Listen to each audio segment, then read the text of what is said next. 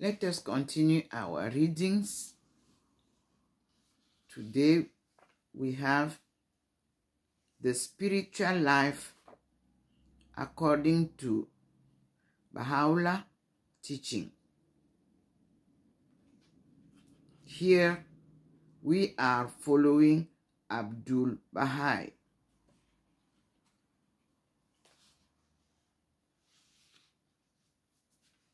Teaching.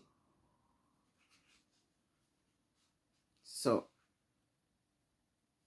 we take it is on chapter 6, reflecting spiritual qualities.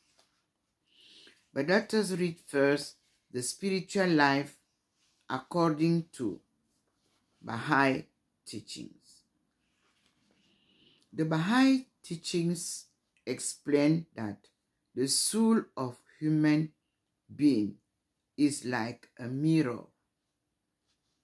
The full potentialities latent within can only be revealed if the mirror is polished and free from stain. It is also essential that the mirror be properly directed. If it is directed toward the material, animal dimension of human nature, it reflects those qualities. The powers of a human being are then centered on self-indulgence with a potential for evil. If the mirror is directed toward the higher dimension of human nature, the qualities of the spiritual life are manifested. What are the characteristics of the spiritual life? And how does one acquire and perfect these qualities? Among those characteristics described by Bahá'u'lláh are faith, mastery of self, and sanctity and holiness.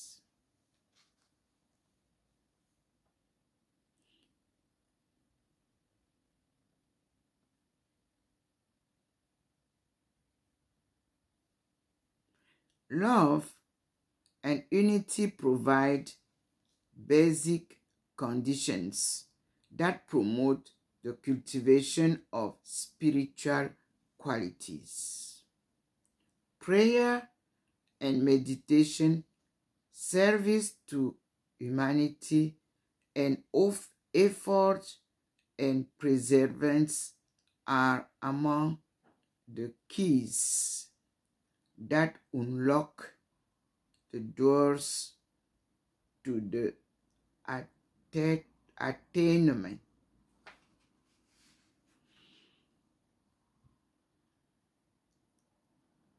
these qualities, and the disciples required for their achievement are not new. Bahá'u'llah's purpose is to resurrect this concept, free them from distortions and misinterpretations, and broaden their implications. For example, he explains that faith is not belief in the irrational, but rather conscious knowledge expressed in action. Love and unity are not confined to those of one's group, but to all the people of the earth. Mastery of self and sanctify and holiness are preserved by Bahá'u'lláh as fundamental to the expression of spirituality and are not to be confused with a misplaced puritanical ethic or asceticism. Similarly, in the teachings of Bahá'u'lláh, prayer and meditation are reached from empty ritual, which work done in a spirit of service to humanity, as raised to the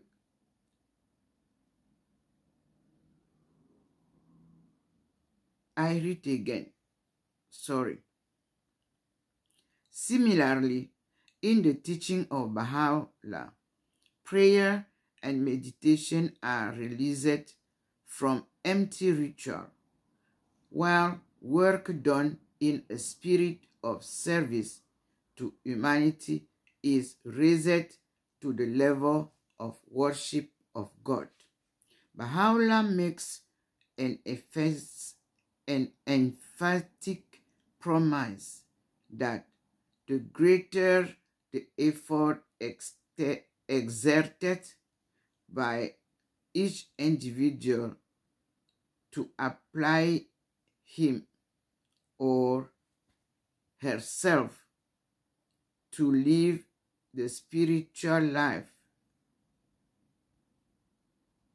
the more they will be empowered to reflect the glory of the name and attribute of God and reveal the wonders of his signs and knowledge. Full stop. Now, we have on page 27, chapter 6, reflecting spiritual qualities. The light of a good character surpasses the light of the sun and the radiance thereof.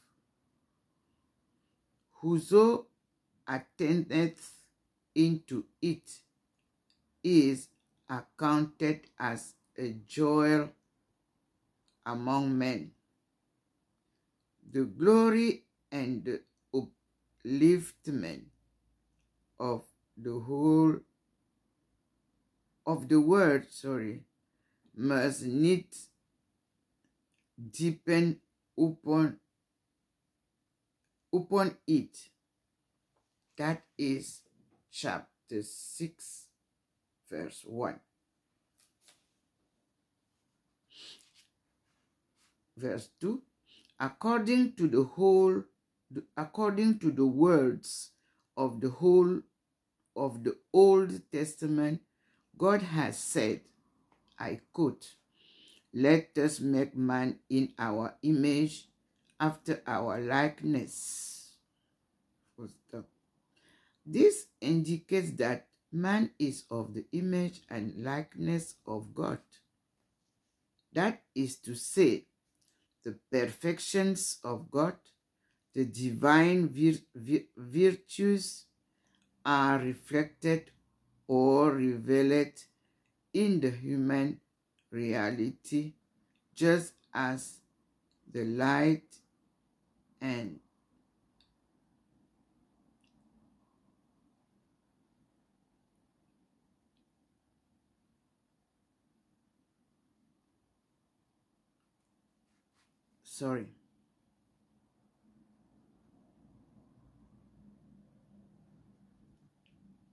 I repeat, that is to say, the perfections of God, the divine virtues, are reflected or revealed in the human reality, just as the light and effulgence of the sun, when cast upon a polished mirror, are reflected fully, gloriously.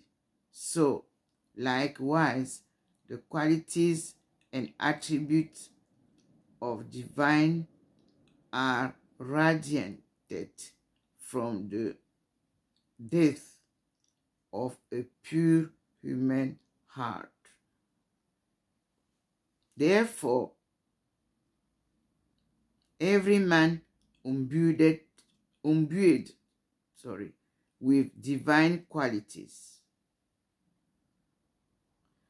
Again, therefore, every man imbued with divine qualities, who reflect heavenly moralities and perfections, who is the expression of ideal and praiseworthy attributes. It verily in the image and the likeness of God. Now, verse 3. Observe how darkness has overspread the world. In every corner of the earth there is strife, discord, and warfare of some kind.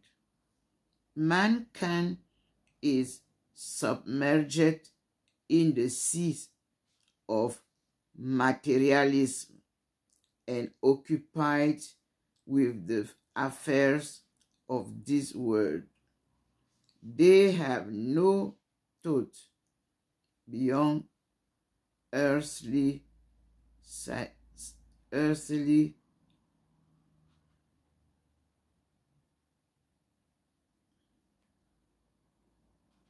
possessions, and manifest no desire save the passions of this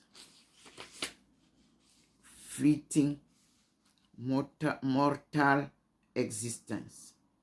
Their utmost purpose is the attainment of material livelihood, physical comforts, and worldly enjoyments such as constitute the happiness of the animal world rather than the world of man.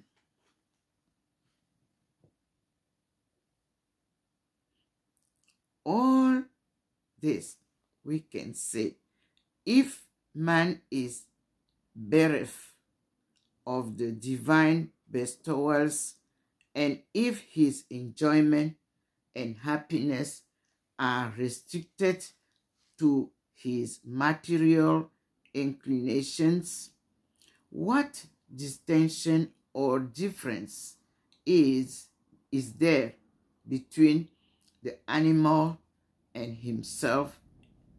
In fact, the animal's happiness is greater, for its wants are fewer, and the means of livelihood livelihood easier to acquire. Although it is necessary for man to strive for material needs and comfort, this real need is the acquisition of the bounties of God. If he is bereft of divine bounties, spiritual susceptibilities, and heavily glad tidings, the life of man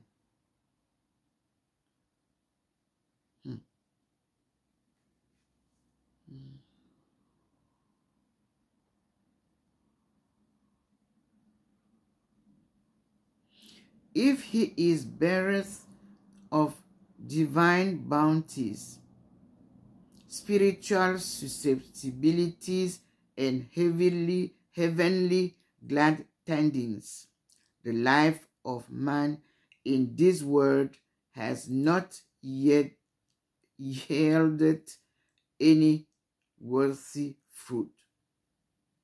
While possessing physical life, he should lay hold of the life spiritual, and together with bodily comfort and happiness, he should enjoy divine pleasures and content.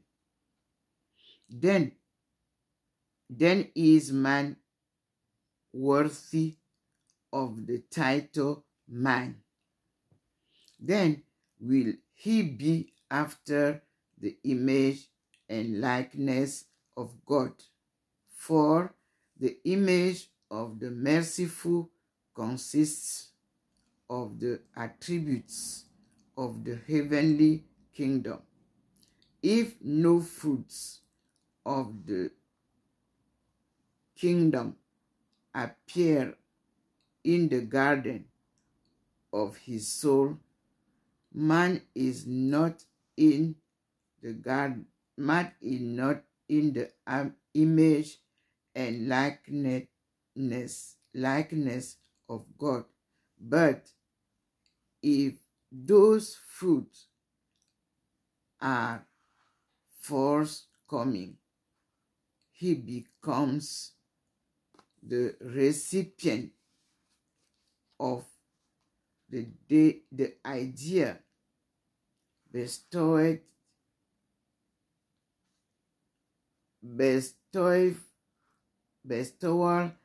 and is enkindled with the fire of the love of God.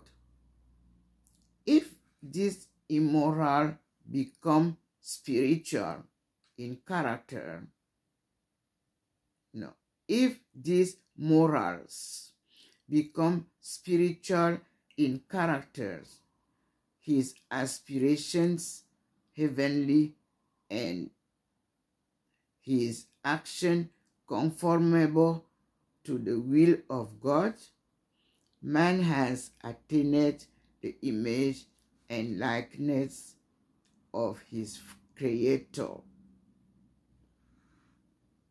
Otherwise, he is the image and likeness of Satan. Therefore, Christ have said, quote, "Yes shall know them by their fruits." What are the fruits of the human world? They are the spiritual attributes which appear in man.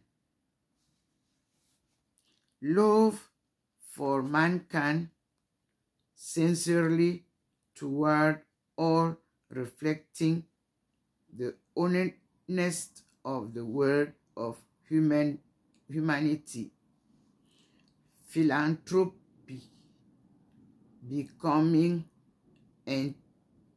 enkindled with the fire of the love of God, attainment to the knowledge of God, and that which is conducted to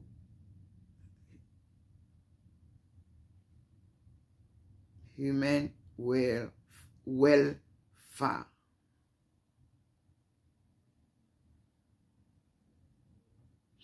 The virtue and attributes pertaining unto God are all evident and manifest, and have been mentioned and described in all heavenly books. Among them are trustworthiness, truthfulness, purity of heart, while communing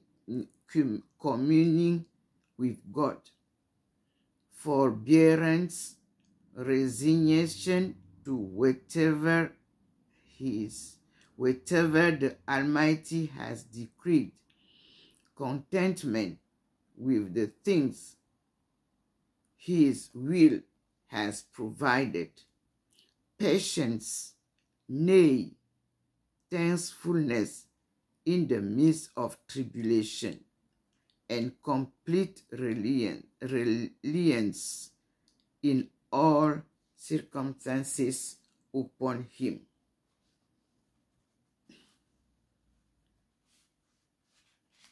That is, we have read the reflecting spiritual qualities of the spiritual life from chapter 6:1 to chapter 6:3.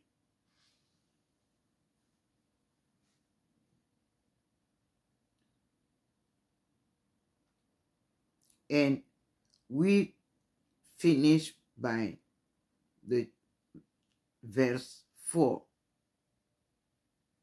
Before we move to the foundation stone, we will read now the foundation stones of a life lived in the way of God is the pursuit of moral excellence and the acquisition of a character endowed with qualities that are well pleasing in His sight. People have grown weary and impatient of rhetoric and discourse, of preaching and sermonizing. In this day, the one thing that can deliver the word from its travail and attract the hearts of its peoples is need, not words. Example, not precept, saintly virtues, not statement and character issued by governments and access and nations on social political affairs. In all matters, greater or small, word must be the complement of deed, and deed the companion of word.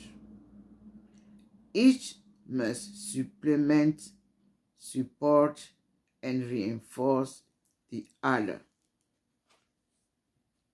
We arrive at verse 5. Today, the most pressing of all tasks is the purification of character, the reforming of morals, the rectification of conduct. It beloves the loved ones of God to arise. No, it behoveth the loved ones of God to arise among all people with such qualities and such acts that the sweet winds which blow over the gardens of holiness will perfume the whole earth and restore the dead soul to life. The reason for God's having made himself manifest and for his shining forth of infinite light from the realms of invisible is none other than the training of all men's soul and the refining of the characters of all on earth, so that blessed individuals who have freed themselves from the murk of the animal worlds shall rise up, or shall rise up with those qualities which are the adorning of the reality of man.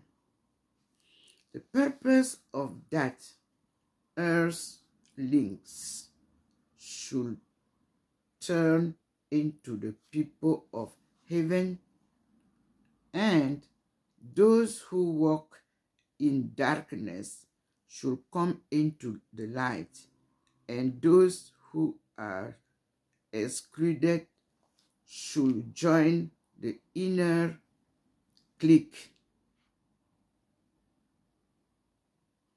No, the inner circle, sorry. They should join the inner circle of the kingdom, and those who are as nothing should become intimates of the everlasting glory. It is that the portionless should gain their share of the boundless sea, and the ignorant drink their fill from the living fount of knowledge, that those who thirst for blood should forsake their savagery, and those who are barbed of cloth should turn gentle and choose, who are barbed of cloth should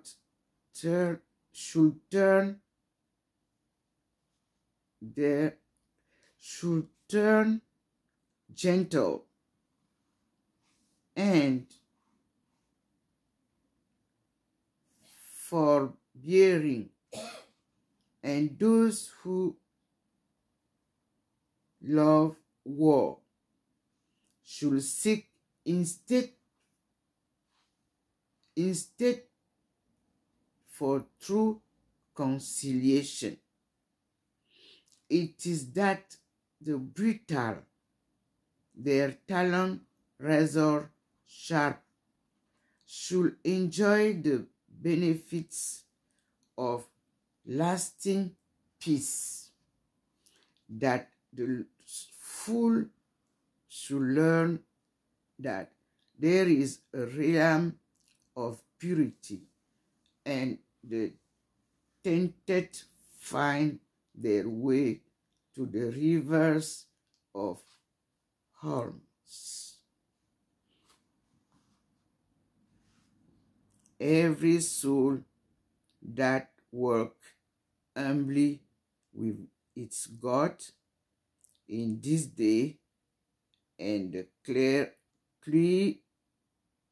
cleaves unto him shall find itself invested with the honor and glory of all godly names and stations. Verse 7. So we have read the whole spiritual life and the reflecting spiritual quality. Then we will move to the faith to understand, according to the Baha'i, what means faith. Thank you, Lord, for your teaching and your choice, because Abdul Baha'i was chosen by you and shown to me as an example, or he is on my way. So you are the owner of our work, and you are the guide of our studying, our spiritual life. I just say thank you for all what you are doing for your people. Let us move to another small video so it will be easy for you to read. Thank you, Lord Almighty.